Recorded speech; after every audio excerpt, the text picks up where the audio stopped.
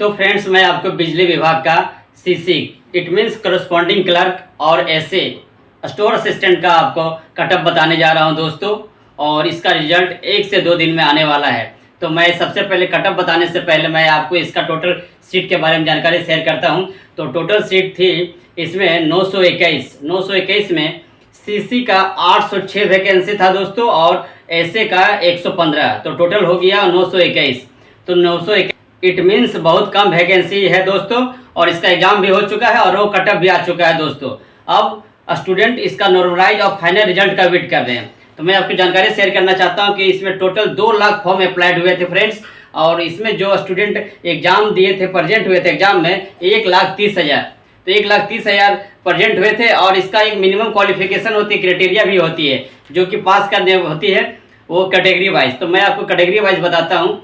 यूआर में 40% लाने की ज़रूरत होती है, ये एक मिनिमम क्वालिफिकेशन है। उसके बाद बीसी में 36.5% रहना चाहिए, और लास्ट ईबीसी में 34%, और उसके बाद एससी एसटी फीमेल 32% होना चाहिए। एक मिनिमम क्वालिफिकेशन है। इट मीन्स ये नहीं समझिए कि आप कितना परसेंट लाइएगा तो आपका सिलेक्शन हो जाएगा, ये एक फॉर्मेलिटी है और कुछ भी नहीं है दोस्तों। तो मैं आपको बताना चाहता हूँ कि सीसी और एसए में जो सब्जेक्ट था वो किस टाइप का आया हुआ था दोस्तों। तो सबसे पहले मैं आपको बताता हूँ। सबसे पहले इंग्लिश मॉडरेट पूछा गया था। उसके बाद हिंदी भी मॉडरेट था सवाल, और जीके थोड़ी सी हार्ड थी, और उसके बाद कंप्यूटर मॉडरेट था, और रीजनिंग भी मॉडरेट था। इट मीन्स आपका जो एग्जाम हुआ था मॉडरेट टू हार्ड हुआ था, और इसको 3 शिफ्ट में डिवाइड किया गया था। सबसे पहले हार्ड, मॉडरेट और इजी। तो फ्रेंड्स, मैं आपको बताना चाहता हूँ कि जो हार्ड शिफ्ट और मॉडरेट शिफ्ट और इजी शिफ्ट में बच्चे लोग अधिक नंबर लाएं, इस कारण से मैं आपको बताता हूँ। ये देखिए इजी शिफ्ट के बारे में आपको बताऊंगा डेट। उससे पहले मैं आपको जानकारी शेयर कर देता हूँ कि इजी शिफ्ट के कारण आपका जो रिजल्ट है वो जेड नॉर्मलाइजेशन होगा, प्रोसेस होगा, उसके बाद ही रिजल्ट आएगा। इस कारण से आपका रिजल्ट आने में डिले हो रहा है सीसी और एसए का। तो दोस्तों, मैं आपको कटअप बताने से पहले मैं आपको इसका जो डेट है, कौन कौन सा डेट में आपका इजी आया था और मॉडरेट थी और हार्ड थी। तो दोस्तों, मैं सबसे पहले आपको हार्ड शिफ्ट की जानकारी देता हूं डेट वाइज में। तो फ्रेंड्स, आप देख सकते हैं स्क्रीन पर, यह है हार्ड शिफ्ट बिजली विभाग का सीसी करस्पॉन्डिंग क्लर्क और स्टोर असिस्टेंट का। आप अपना डेट मैच करवा सकते हैं, आपका किस शिफ्ट में एग्जाम हुआ था। तो मैं सबसे पहले आपको जानकारी देता हूँ।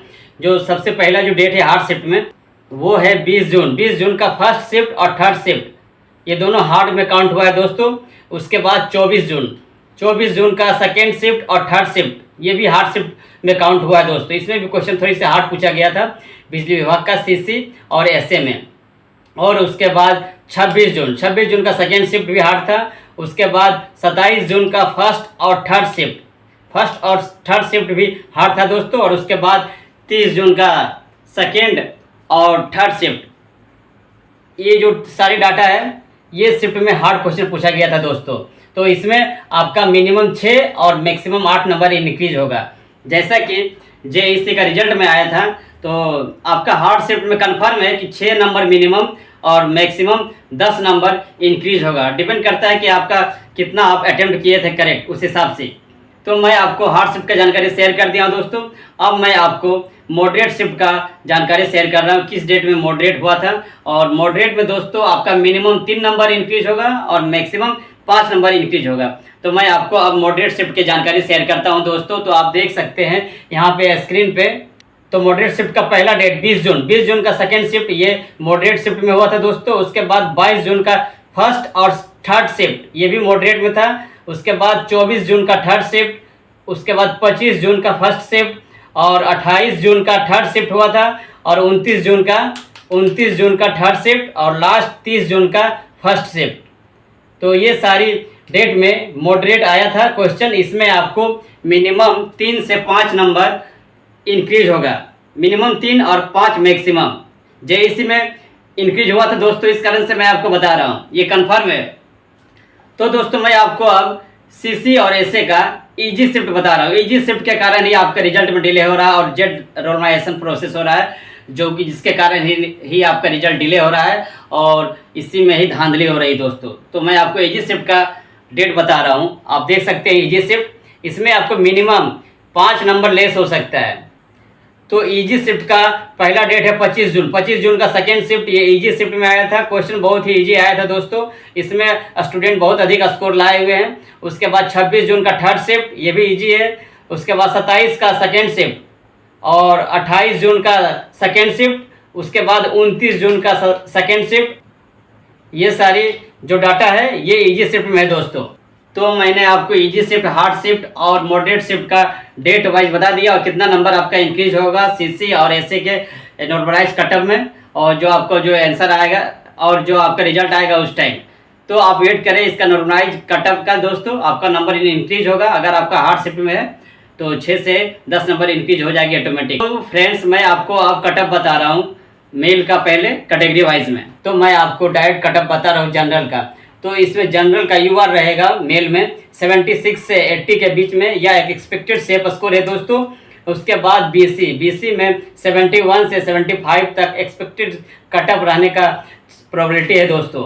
और उसके बाद ईडब्ल्यूएस में 69 से 70 के बीच में रहने का संभावना है। और उसके बाद ईबीसी में 68 से 69 रहेगा। उसके बाद एससी में 66 से 67 तक कटअप रहने की संभावना है दोस्तों। कटअप इस बार हाई जाएगी एससी और एसटी दोनों में। उसके बाद एसटी में 64 से 65 एक्सपेक्टेड कटअप रहने की संभावना है, या एक सेफ स्कोर है दोस्तों। और लास्ट फ्रीडम फाइटर में 60 प्लस रहेगा, क्योंकि इसमें सीट कम होने के कारण फ्रेंड्स। तो मैं आपको बिजली विभाग का सीसी और एसए का फीमेल का कटअप बता चुका हूँ। अब मैं आपको गर्ल्स लोग का कटअप बताने जा रहा हूँ दोस्तों। तो गर्ल्स का कटअप बताने से पहले मैं आपको जानकारी शेयर कर देता हूँ कि इसमें 35% आरक्षण लागू हो गया है। इस कारण से बिहार में गर्ल्स लोग का बेनिफिट है। बिहार में गर्ल्स लोग को ही जॉब मिलेगा, और अदर स्टेट की जो जॉब हैं और जो अदर स्टेट के गर्ल्स है वो सिर्फ जनरल में फाइट कर पाएंगे दोस्तों। तो मैं आपको अब इसका जानकारी शेयर करता हूँ गर्ल्स का कटअप इस बार थोड़ा सा हार्ड रहेगा ही और हाई रहेगा, क्योंकि सीसी और एसए में सीट बहुत कम होने के कारण फ्रेंड्स। तो मैं आपको दिखाता हूँ, आप देख सकते हैं गर्ल्स का यूआर जनरल में रहेगा 70 से 72 के बीच में। उसके बाद बीसी में 68 से 69 तक एक्सपेक्टेड कटअप रहने का प्रोबेबिलिटी है दोस्तों। उसके बाद ईडब्ल्यूएस का 66 से 67 रहेगा, ये गर्ल्स का कटअप है। उसके बाद ईबीसी का 64 से 65 के ही बीच में कटअप रहने की प्रोबेबिलिटी है दोस्तों।